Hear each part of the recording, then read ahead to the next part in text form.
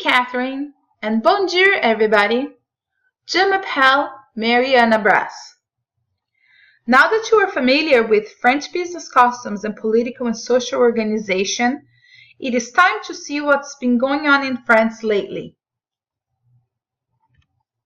These are the headlines I will discuss. French Patriot Act as a consequence of Charlie Hebdo attacks. Qatar Airlines air rights. GoPro buys French company. France bans super thin models. GR&I, the movie. I will start with the French Patriot Act. I'm sure you're all familiar with this expression. Je suis Charlie, or I'm Charlie. On January 7, 2015, two brothers invaded Charlie Hebdo, a satirical weekly newspaper in Paris. The brothers killed 11 people and left 11 injured. Another attack, this time at a kosher grocery market, killed 5 more people, bringing the total death to 17. On January 11th, 2 million people gathered in Paris to protest, and the slogan, Je suis Charlie, took over the internet and the news all over the world. Due to the attacks, France passed its own version of the Patriot Act. The new bill authorizes the government to tap cell phones, read emails, and force internet providers to scan and release customers' internet data. The government could also request authorities to place microphones inside of rooms. Civil rights groups, lawyers, and many other people did not accept the new bill. Even the editor-in-chief of Charlie Hebdo said he was against it. The head of the Paris Bar Association said in an interview for the website Digital Trends that, open quote, this project was presented to us as a way to protect France against terrorism, and if that were the case, I would back it, end quote. Prime Minister Manuel Valls, who presented the bill to the National Assembly, said that when the last intelligence law was passed in 1991, cell phones and internet were not included. The second headline is about Qatar Airlines. After a deal between Paris and Doha involving a sale of 24 French-built Rafale fighter jets, Qatar Airlines secured additional air traffic rights into France. French President François Hollande said the additional air rights was a separate deal from the fighter jets. Air France, KLM, and Lufthansa Group were not thrilled with the news because they could suffer loss in air traffic from Qatar's additional slots if approved. Frédéric Gadier, Air France CEO, said in an interview with the Le Figaro that the Qatar and the other Gulf carriers received subsidies from their governments, making it unfair to compete with international carriers, since Air France, for example, do not have the same advantages. It is wise to consider that Air France is the national airline. The state holds about 16% stake in it.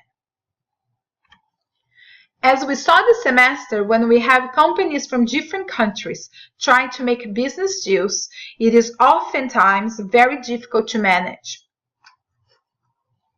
In this case, we have on one side Qatar Airlines buying French-built jets, bringing money into France, and in exchange allegedly getting air slots with the deal. On the other side, we have Air France and other European airlines fighting to secure their air slots and not lose any additional traffic which could harm the business. Our third headline is about GoPro. American corporation GoPro announced in April that it has purchased French company Color. Color makes virtual reality softwares. The merger of GoPro with Color's software will give the customers the ability to combine photographs or video to make 360-degree panoramas and videos. GoPro has been taking many steps to expand business, and the acquisition of French company Color was one of those steps, explained CEO Nick Woodman. And since we're talking about France, I couldn't leave out a couple of fashion-related news. So the first one is about France Van super thin models. A healthcare bill was passed at the end of March, banning models with body mass index or BMI lower than 18. Employers who hire anybody under those limits could face $80,000 fine and 6 months in jail. The same bill will also require that retouched photos will need to be clearly labeled. Isabelle St. Felix, head of the French National Union of Modeling Agencies, is against the new law, saying that BMI is not the only criteria to detect anorexia. But French Health Minister Marisol Touraine said that setting a limit to how thin models can be is an important message for younger girls who look up to those magazine and runway models. Anorexia in the fashion industry is nothing new. An example is the death of French model and actress Isabelle Cato in 2010. Cato was 28 years old and had suffered from anorexia since she was 13. Her most famous campaign was for Nolita, an Italian fashion brand. The campaign was shocking. It is easy to understand why by looking at this photo.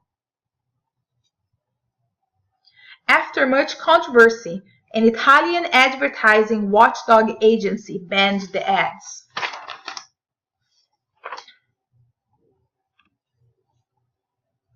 And the last news event is a movie highlighting the well-known French fashion brand Dior. Dior and I, the movie, is a documentary that follows Belgian designer Raf Simons as he designs his first couture collection upon assuming the new artistic director position at the Christian Dior fashion house. Dior and I was written and directed by French-born filmmaker Frédéric Chang. Some of Chang's work include Valentino, The Last Emperor, and Diana Vreeland, The Eye Has to Travel. And these were the news events about France. I hope you have enjoyed learning about this amazing country as much as we did. Au revoir!